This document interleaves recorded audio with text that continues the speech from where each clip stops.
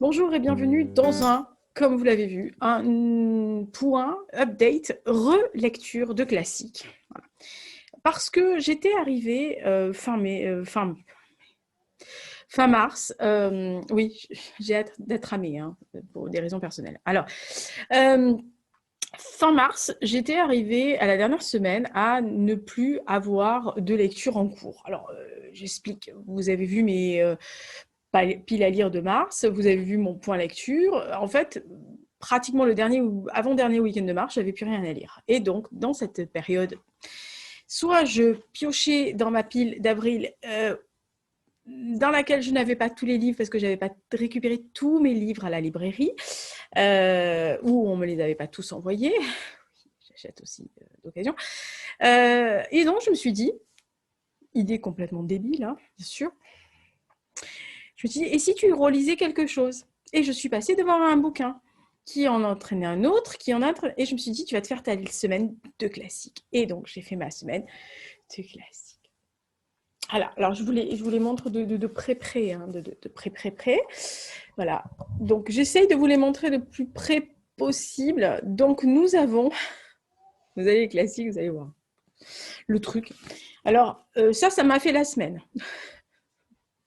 Donc, nous en sommes venus à Lancelot ou le Chevalier de la Charrette par Chrétien de Troyes. Ouais, ben oui, je sais. Voilà. Donc, ça, c'est le premier. Ensuite, nous avons attaqué Sina de Monsieur Corneille. Oui, ça aussi. Hein, voilà.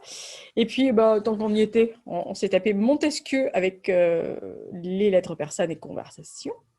Enfin, voilà. Considération, mais c'est des extraits. J'ai lu que les lettres persanes, hein, je vous le dis tout de suite. Voilà. Et ensuite, on s'est tapé la préface de Cromwell de Monsieur Victor Hugo, histoire qu'on s'emmerde bien. Et ensuite, alors là, ouais, pour de bon, je me suis dit, merde, pourquoi j'avais tellement aimé celui. Enfin, bref. Et donc, on a fini en un soir et une demi-matinée par Le Tartuffe de Molière, que j'ai déclamé aux grandes dames du général Hux, qui me regardaient comme ça. Voilà. Mais sérieux, hein, à un moment donné, il s'est reculé, elle a dit non, mais elle va pas mieux, la mamie. Hein, voilà. C'est sympa de se faire remarquer par son chat. Voilà. Donc, voici les relectures. Alors, je ne vais pas vous faire 25 minutes dessus. Je vais faire juste rapido parce que je suppose que vous les avez lus. Enfin, je suppose. Donc, Chrétien de Troyes, c'est le Finamore, hein, l'amour courtois. Donc, en fait, c'est le chevalier Lancelot qui va partir pour délivrer Guenièvre, qui est retenu par Méléagant. En fait, dans le Finamore, il faut que le chevalier qui est toujours inférieur à la dame qu'il aime, hein, qu'il adore. Alors, c'est pas forcément son amant, commencez pas, voilà. Ah non, mais ça peut, c'est sûr. Mais enfin, généralement, c'est l'amour un peu platonique. Enfin, c'est finalement, c'est amour courtois. Hein. On lui saute pas dessus à l'arrière de la charrette. La référence. Ça commence bien. Donc, bref, Lancelot doit traverser, puisque les chevaliers devaient traverser des épreuves, des prouesses, machin, etc., pour prouver à la dame qu'ils étaient dignes de l'adoration qu'ils lui portaient. Voilà, super. Donc, Lancelot va partir à la recherche de Guenièvre et va évidemment montrer son courage, machin, etc., en subissant des épreuves, notamment l'épreuve qui donne le titre au roman, c'est la charrette. Il doit monter sur une charrette. Alors, au Moyen-Âge, aux temps médiévaux, c'était pas très bien vu. Alors, dans une charrette, généralement, surtout pour un chevalier, machin, c'était un peu la honte. Donc, il hésite, ce qui prouve qu'il a un caractère faillible, hein, aussi dans le roman. Mais bon, il monte quand même, hein, et voilà, pour l'amour de sa dame, hein, bien sûr, pour prouver à Guenièvre qu'il est digne de son amour. Voilà. Alors, comment vous dire? Quand vous lisez ça, sachant la maboule que je suis pour les histoires arthuriennes, Graal, machin, etc. Donc, moi, ça part de là. Et ça arrive à mon petit piton en passant par Camelot. Vous voyez voilà, vous voyez tout de suite. Donc, voilà, c'est le genre de livre que j'aime. Alors là, c'est vrai que Chrétien de Troyes parle de soumission, de sacrifice, machin, etc. C'est quand même plus prépondérant dans Perceval ou Le Conte du Graal. Franchement, alors c'est un qui est inachevé, hein, Chrétien de Troyes l'a pas fini, mais enfin c'est quand même plus prépondérant, la soumission, le sacrifice, machin. Voilà. Mais bon, c'est toujours un petit bonheur. Moi j'aime bien. Voilà. Oui, bah, c'est mon côté un peu. Voilà, c'est pas ma faute. Hein. Je le mets là-bas parce que. Voilà. Ensuite, nous avons attaqué avec Sina. Voilà. Alors, Sina de Corneille. En fait, c'est une tragédie assez courte, puisque je crois qu'il n'y a que 20 scènes, enfin, si je me souviens bien. Oh là, la fille qui l'a lu, qui ne se rappelle plus déjà, ça commence bien. Oui, 20 scènes. Et c'est très équilibré comme tragédie, puisque en fait, Corneille a essayé de caser un monologue à chaque personnage. Chaque personnage apparaît un nombre de fois à peu près équivalent. Donc en fait, c'est l'histoire d'Émilie qui est protégée par l'empereur Auguste, mais elle veut se venger du fait qu'il ait tué son père, donc elle fomente un complot. Sina fomente aussi un complot, mais conseille quand même de renoncer à ce projet parce qu'en fait, il voudrait bien avoir, voir le bout d'une conjuration qu'il est en train de fomenter. Il est un peu amoureux d'Émilie. Voilà, donc le complot s'évente. L'empereur, il n'est pas très très content. Bref, tout le monde fait amende honorable. L'empereur Magnanime pardonne aux conjurés. Alors, cette pièce est vraiment axée sur le poids du passé. Sur tout ce qui est marque du passé qui va écraser les protagonistes et vraiment c'est une chape quoi. Perso, j'avais une autre j'avais une autre vision de Sina et là quand je l'ai relu, j'ai vraiment revu vraiment le côté logique de la vengeance de Sina du 100%, enfin la loi du talion, enfin vraiment le 100%. Tu as versé du sang, je vais en verser aussi. Je lui ai trouvé un côté un peu héros-vengeur, enfin, ou vengeur. Non, mais moi, je vais pas mieux. Hein. Vengeur, oui, j'ai couru après le général Hux, là, tout à l'heure. Il m'a fait. Ouais, alors, je vous explique le off. Il a voulu bouffer. Alors, déjà qu'il n'est pas en bon état, enfin, il est vieux. Il a attaqué Sina. Du coup, je lui ai dit non, général Hux, pas le bouquin. Il est parti avec, dans ma bouche. Donc, je lui ai couru après, je me suis éclaté la gueule. Le chat était mort de rire. Oui, j'ai toujours mes allergies, c'est l'enfer. Hein. Alors, les marronniers, plus le pollen, plus tout, même sous antihistaminique, je suis en train de. Oh, mais je pleure. Hein. Et tout à l'heure, j'avais les yeux qui coulaient, ce qui était super. Donc voilà, j'avais une autre vision. Mais simplement, ce côté héros-vengeur, ça m'a plus frappé que dans les précédentes lectures, sachant que je pense que Sina, honnêtement, hein, pour être honnête avec vous, je pense que la dernière fois que je l'ai fait, je devais être en première, ou en seconde ou en première, donc ça date. Hein.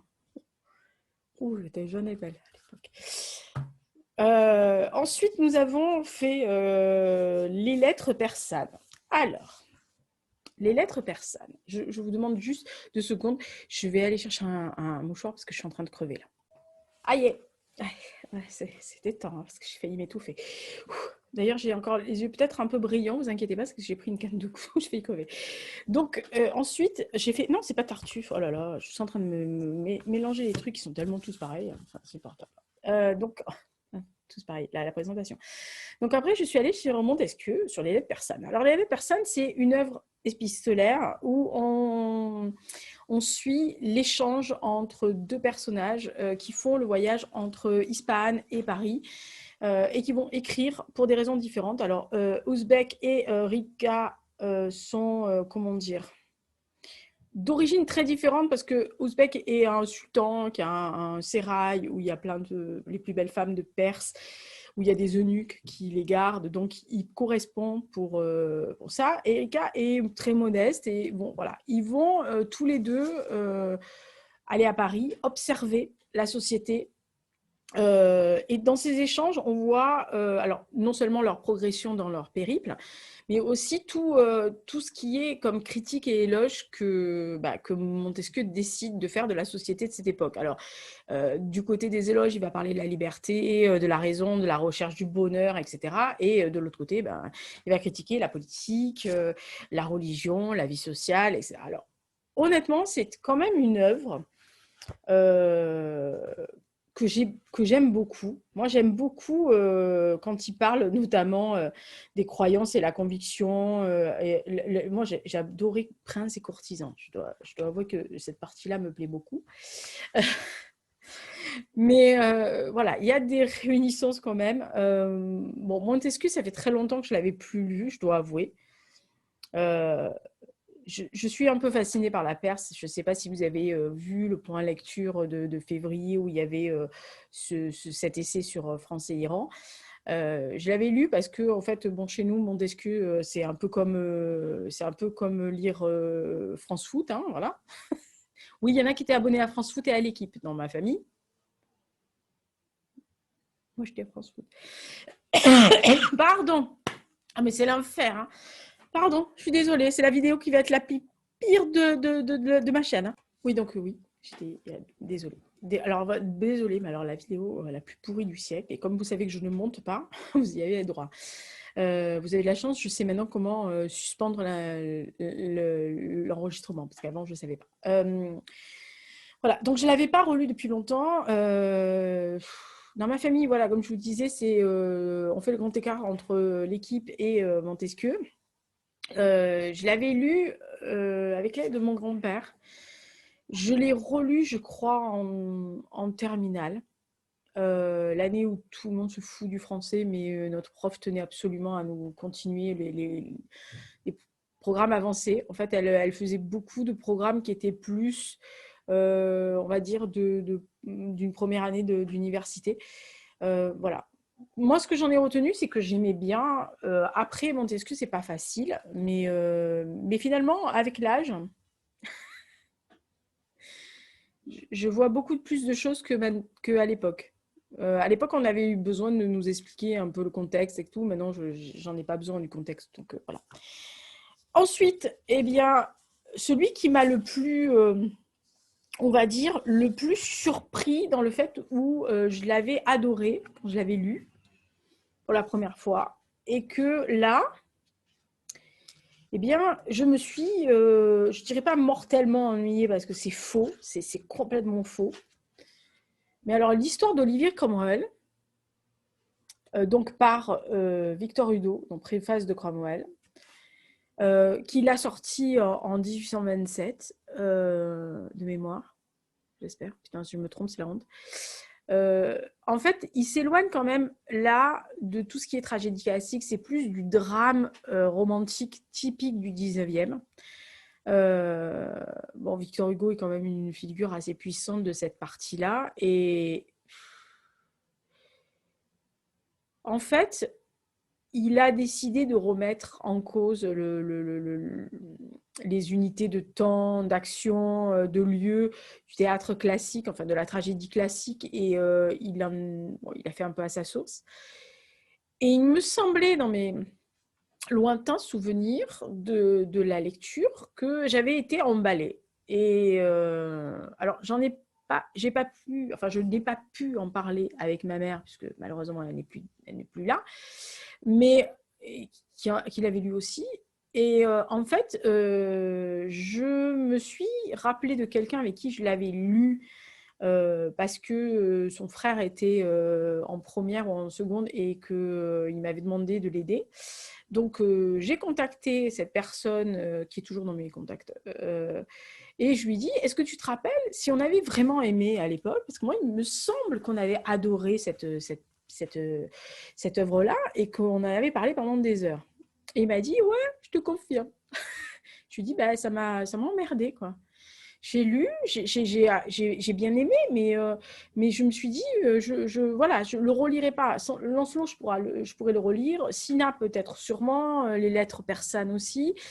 Mais alors, lui, c'est le seul parmi les 5, là, où je crois que j'y remettrai plus la main dessus. Voilà, je vais le garder parce que c'est un collector, hein. Voilà, parce qu'il y a même des notes dedans qui a dû passer dans cette famille. Et dans cette famille, il y a très peu de gens qui écrivent dans les livres, hein, je vous le dis. Je sais qui est l'auteur des petits mots là sur le côté. Enfin, vous ne voyez pas, mais là, il y a des... Vous voyez, dans la marge, il y a du crayon. Voilà. Je sais qui est l'auteur de cette horreur euh, dans un livre. Mais voilà. Non, en plus, les livres ne m'appartenaient pas, ils m'ont été donnés. Mais voilà, ils sont vieux, hein, donc ils ont été lus. Et alors, la révélation de fin de semaine, enfin la révélation, la fille qui... Non, j'avais déjà lu, vous affolez pas, commencez pas, je vous ai dit relecture. Hein, donc, voilà. Mais ça faisait longtemps que je n'avais plus lu Molière. Alors, je suppose, pas depuis la sortie de l'école, il ne faut pas exagérer. Je pense avoir lu Molière il y a une quinzaine d'années. Pas tout, hein, voilà. Mais alors, il y en a un qui me tient plus particulièrement à cœur et j'aurais quand même dû peut-être vous le montrer. Quatrième pause dans la vidéo. On va y arriver, hein. Je pense que là, elle est pourrie, celle-là. De retour. Alors, de temps en temps, quand j'ai le vague à l'âme, ou que j'ai envie de relire des trucs, etc. Comme le chante, alors je ne suis pas une fan de cet artiste, hein, mais je trouve que la chanson 1987 de Calogero, même si j'aime pas du tout Calogero, je suis désolée pour les fans, hein, mais voilà, j'aime pas trop. Mais cette chanson, je trouve que c'est pas mal parce qu'à un moment donné, il dit je retourne en 1987. Alors, c'est pas que j'étais un fan de l'époque, mais de temps en temps, ça fait du bien de retourner dans cette année-là. Alors, pour lui, c'est 87. Et moi, c'est carrément toutes les années qui étaient dans les années 80. Et en fait, je reviens sur celle-là. Alors, pas parce que c'est la meilleure pour moi, c'est que je l'ai faite sur scène. Oui, on a fait des représentations. D'ailleurs, vous voyez mes parties. Hein. Et même, voilà, il y a tout le monde qui m'a fait des dédicaces après. Oui, je jouais, s'il y en a qui connaissent, je jouais Lucas, le paysan. Et j'avais un super accent périgourdin, magnifique. J'étais habillée vraiment comme un paysan. J'étais magnifique. Mais en fait, c'est un des rares rôles qui est pratiquement sur scène du début jusqu'à la fin. Ce que je ne savais pas. Hein, voilà, je pensais que je passais juste comme ça. Et en fait, quand j'ai vu les répétitions, je me suis dit, mais attends, alors c'était une prof d'histoire et la prof de français qui nous avait fait monter ça. Et je lui dis, mais excusez-moi, il y a un moment où je sors ou parce que si j'ai envie de faire pipi ou... On m'a dit non, en fait, en gros, tu sors pratiquement jamais. Quoi. Des fois, tu fais rien, mais tu es là, mais il faut que tu joues l'étonnement, le machin. Donc, des fois, j'étais comme ça, voilà. Très sympa. Donc, Molière, pour moi, quand j'ai un petit coup de blues, c'est plutôt celui-là. Voilà. Et alors, je me suis dit, tiens, je vais lire le Tartuffe. Je vous le montre parce qu'il est beau. Voilà. Alors, c'est une comédie en 5 actes avec des alexandrins. C'est pour ça que je vous dis, quand j'ai déclamé certains passages, le général Ox m'a regardé comme si j'étais complètement barrée, ce qui n'est pas faux. Elle a été présentée pour la première fois à Versailles en 1664. Aucune référence à ce que vous pourriez boire. Sachant que le lendemain de la première présentation, l'archevêque de Paris l'a fait bannir. Enfin, en gros, l'a interdite. Qu'on sait bien. Oui, c'est-à-dire que Molière a un peu tapé partout. Donc, en fait, Tartuffe est un escroc d'une famille pauvre qui va s'incruster dans la famille d'Orgon, qui lui est un riche commerçant, père de famille. Enfin bref, voilà. Toute la famille voit bien le jeu de Tartuffe, sauf Orgon. Molière va profiter de cette comédie pour taper. Alors, non seulement sur l'hypocrisie, évidemment, de Tartuffe, qui se fait passer pour quelqu'un de droit, de pieux, alors que c'est un faux dévot. Il va taper sur la religion. Alors, je pense qu'aussi l'archevêque de Paris a gueulé à l'époque. Parce que, évidemment, il brocarde le fanatisme, il brocarde toutes ces pieuses pensées, ces gens qui utilisent la religion à outrance à leur fin. Il va taper sur la crédulité des gens, notamment de Orgon, en disant que voilà, il y a des gens qui sont crédules suffisamment pour penser que les gens très très pieux sont des gens parfaitement honnêtes. Hein. Voilà. Il tape sur évidemment ce fanatisme religieux quel qu'il soit et toutes les obsessions à peu près perverses qu'on peut avoir qui sont, on va dire, obsessionnelles et donc forcément forcément pas droite. La critique sociale, alors je ne vous raconte même pas la soumission des femmes. Alors, on peut dire beaucoup de choses sur Molière, mais c'est vrai que dans Le Tartuffe, il y a quand même ce côté où il soulève la soumission de la condition, enfin des femmes par rapport aux hommes. Alors, c'est peut-être pas assez moderniste, mais enfin, en tous les cas, au milieu du XVIIe siècle, pas monnaie courante des masses. Et puis, il tape un peu sur la royauté, mais alors pas trop, parce que, bon, attention, hein, c'était Chaton qui était à l'État. Enfin, Chaton, Chaton. Oui, j'appelle Louis XIV Chaton. Voilà, Chaton. Donc, c'était le roi Soleil. Hein, c'était moi, je suis l'État. Ah, je vous emmerde. Donc, alors, il fallait peut-être pas trop se mettre Louis à dos quand même, hein, si on voulait être monter sur scène, produire sa pièce, faire représenter sa pièce. Surtout qu'on avait l'archevêque de Paris sur la tête, enfin sur le dos. Donc, si Louis s'y mettait aussi, moyen. Donc, Molière tape un peu, quand même un peu, mais avec modération, on dirait aujourd'hui. Voilà, donc c'est les 5 livres que j'ai relus, donc je vais aller les chercher, parce que maintenant que je les ai mis très loin, il faut que j'aille les chercher. Hein. Oui. Alors pendant ce temps, vous voyez l'abomination des cheveux qui ne s'améliore pas. Je cherche même plus à savoir. Voilà, donc c'est les 5 que j'ai relus, à la fin mars. Donc dernière semaine de mars, j'ai lu ça. Voilà. Je me suis pris d'amour pour le classique. Je dois avouer, quand même, je mets celui-là aussi parce que c'est doudou. Je dois avouer que ça m'a fait plaisir. Voilà. C'est un peu comme la semaine précédente où, si vous suivez sur Insta, dans ma story, j'ai vu tous les soirs un film de mes années 80. J'ai commencé par la folle journée de Ferris Bueller, le truc le plus invraisemblable du monde, mais tout le monde a voulu être Ferris à mon époque. En passant par le 7 des poètes disparus, j'allais dire en anglais. Le 7 des poètes disparus, The Breakfast Club, Sing Sing Candle. Qu'est-ce que j'ai vu aussi, enfin bref. Et j'ai fini par le clou du spectacle, Pam Pam the Volume, où je me suis, je pense, foutu la honte pour 20 générations. Et j'ai couiné tout le long sur Questions Letter. Donc, là, j'ai atteint le fond du gouffre. Enfin, après, si je suis au fond du gouffre avec Questions Letter, voilà. Chacun ses obsessions. Oui, j'ai des instants très midinette et fangirl. Voilà. Je vous incite juste à écouter le podcast point série du mois de mars. Vous allez voir, à la fin, il y a un moment fangirl midinette qui dépasse tout ce que j'ai pu faire. Je couine bien. Voilà. Bon, bref, j'espère que ça vous a plu, ce update relecture. Je ne sais pas s'il y en a certains que vous avez lu, que vous avez relu récemment, j'adorerais avoir votre opinion. Dites-moi ce que vous avez aimé ou pas aimé là-dedans. S'il y en a certains que vous n'avez jamais lu et que vous dites, ouais, alors après ton pitch, je ne vais peut-être pas les lire. Ou oui, je vais le lire. Voilà. Et est-ce que ça vous tente, alors question, est-ce que ça vous tenterait avant la fin de l'année de se faire une lecture commune de classiques? Mais quand je dis un classique, c'est un classique, hein, c'est pas Angélique... ou ce genre de truc. C'est vraiment vous savez, le classique, quoi, le truc qu'on présente au bac français, quoi. Moi, ça me tente très bien. Voilà. On pourrait, par exemple, se faire une liste de bac. Alors, pas le bac français de cette année, mais par exemple, le bac français, le mien. Voilà. J'ai encore la liste. Donc, je retrouve la liste quelque part dans le bordel, mais je l'ai. Oui, parce qu'elle m'avait été signée par mon fiancé de l'époque. Alors, vous imaginez, j'ai gardé. Mon fiancé de l'époque. Non, c'était pas mon fiancé techniquement, c'était mon petit ami sur l'endroit où je vivais. Parce que l'autre, il n'était pas.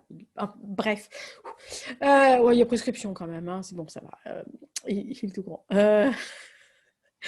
Donc, je peux ressortir ma liste et vous exposer ça un jour, comme ça, dans une vidéo, très vite, en vous disant, voilà, il y a tout ça. Je vous les liste en barre d'infos et vous me dites ce qui vous plairait. Et celui qui récupère le plus de voix, on lit à la fin, avant la fin de l'année, style, vous savez, entre Noël et le jour de l'an, où en fait on lit des bleuettes un peu con-con, etc. Enfin, vous lisez, parce que je lis pas ça. Moi, je lis les contes d'Andersen, comme les nounouilles, hein. Donc, moi, je lis pas les romances de Noël, machin, c'est pas trop mon truc. Moi, je lis les contes, les petites filles aux allumettes, vous savez, le truc qui fait pleurer, qui fait chialer dans les chemins.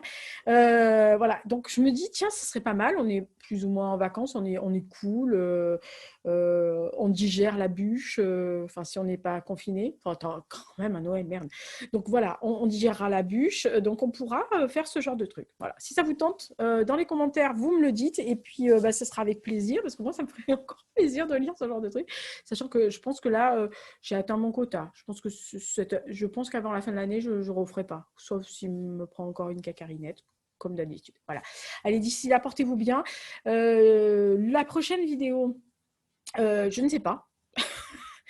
Parce que celle-ci va passer et va être diffusée juste après La pile à lire, qui est aussi un call, parce que j'ai acheté pratiquement tous les bouquins d'avril. La prochaine, je ne sais pas ce que c'est. Mais vraiment, je ne sais pas. Voilà, comme je vous dis, je fais à l'instinct, je fais au... Voilà, c'est pas les items lise. Je sais pas. Voilà. Bon, bah écoutez, vous verrez bien. De toute façon, il y a des vidéos toutes les semaines, hein. Donc voilà. Ou à peu près 5-6 jours, vous avez une vidéo. Donc ça peut vous amuser. C'est tous les jours à 8 heures. Enfin, ces jours-là à 8 heures du matin. Sauf si un jour vous me dites, ouais, mais moi, 8 heures du matin, ça me gave, mais il est à 18 heures. Je les mettrai à 18 heures si ça vous intéresse. Mais bon, voilà, pour l'instant, j'ai mis à 18 heures, enfin à 8 heures parce que moi, ça m'arrange. Donc, enfin, moi, je les revois pas, hein, mais voilà, ouais. Le soir, personnellement, je ne regarde pas de vidéos. Je regarde plutôt très tôt le matin ou alors dans les week-ends, mais alors à ce niveau-là, un peu n'importe quand. Donc, vous inquiétez pas. Voilà, allez, portez-vous bien, faites attention à vous. Et on se retrouve à la prochaine vidéo. Quand j'aurai retrouvé ce que je voudrais vous dire, je vous le dirai.